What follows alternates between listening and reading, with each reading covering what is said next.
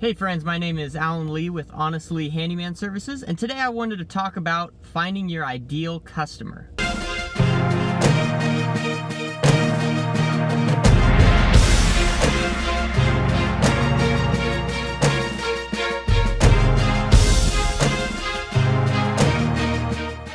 To me, finding your ideal customer is probably one of the most important things you could do as a handyman, because if you don't know who your customer is and who you want to attract, you're never going to have anyone to do business with.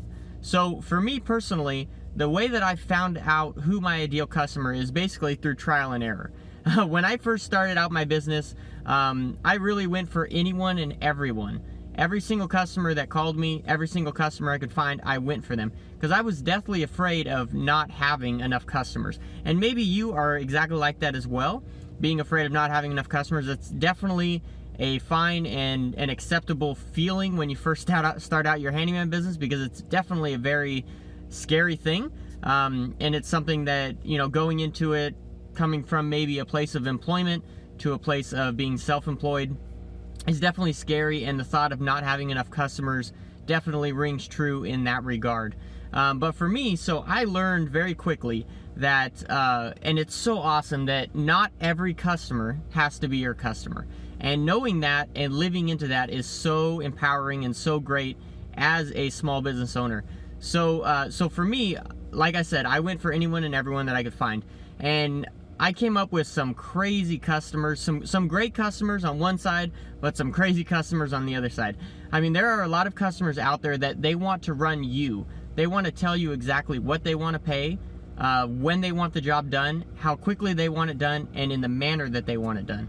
And it all depends on what your personality is and what kind of customers you want to work with and what you want your business to look like, depending on, like if you want to work, 24/7, if you want to be an emergency kind of business, if you want to, have more security where you're booked out for 2 months on end, or if you're only booked out for a week. I mean, it all depends. These are all things you got to figure out firsthand. But once you figure those out, then you can start to establish what your ideal customer looks like. For me, my ideal customer looks like someone who is, I think, has a lot of traits that I have in myself or see in myself and that I appreciate. So someone who is honest, someone who's respectable, someone who is dependable, and someone who appreciates professionalism. So the people that I really look for in a client are people with those kind of aspects that I just described.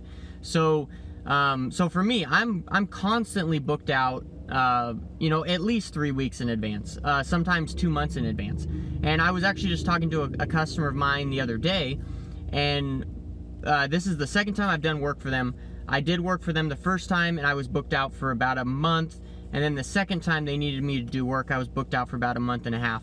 And she was telling me that she spoke with her husband, and she's like, man, Alan can't come, for another month and a half. Like, what should we do?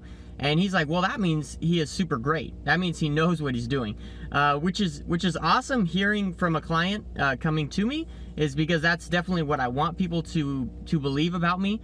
That's definitely something that I try and live into my business, is being as professional as I can and the best that I can in my business and industry.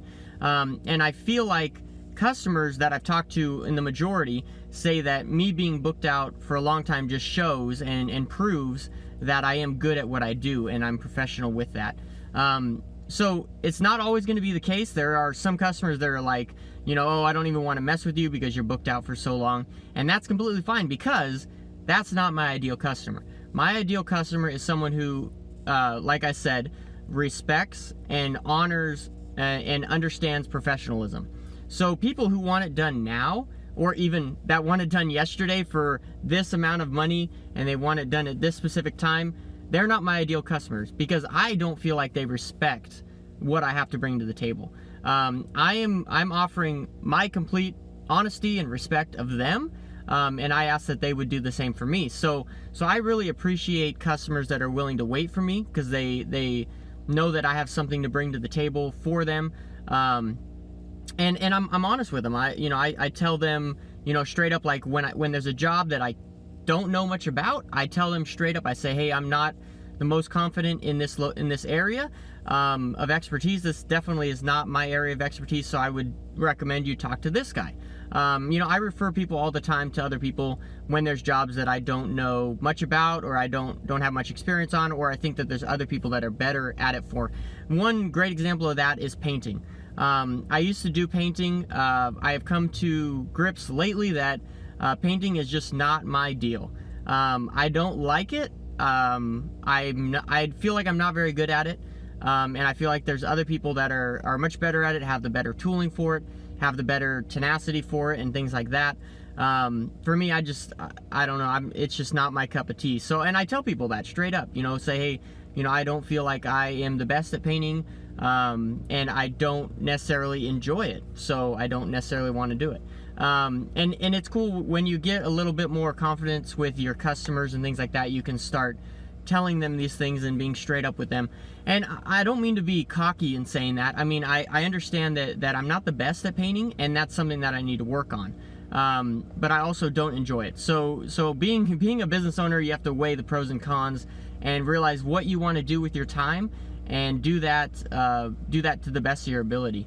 So that's one thing that I really appreciate about being a business owner rather than an employee like I used to be. Is having the freedom to do what I want to do and what I love to do, and really explore those and become better at those things. Because oftentimes when we're good at things, we tend to just stay complacent in those. We don't tend to keep reaching for higher levels. So that's what I try and do all the time, is try and expand my knowledge on things that I love and I'm good at already. And my customers seem to really appreciate that. So I hope that this video helped you out, and I hope that you can further figure out what your ideal customer is, and maybe use some of my story to figure that out as well. If you guys like this video, please give it a thumbs up. I would greatly appreciate it. Please comment on this video. I would love to hear your inputs on what your ideal customer is, and maybe your input on what you think mine are.